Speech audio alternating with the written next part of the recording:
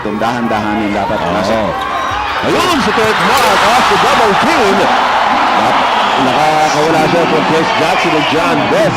So that using it up. Turk Mark. Turn around, jump shot is good! Turk Mark!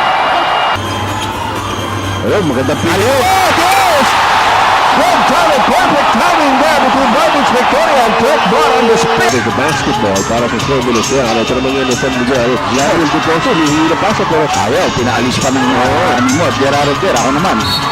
ayun, pumasok pintura ni Turk Mark. And he got the foul.